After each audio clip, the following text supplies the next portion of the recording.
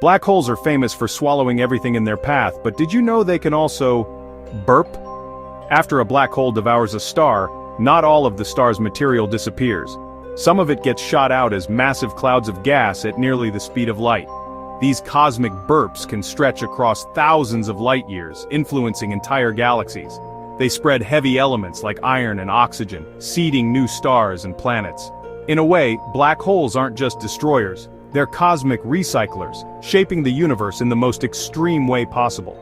Next time you think of a burp, remember, a black hole's burp could outsize our entire solar system. Space is full of surprises, even in the most destructive places.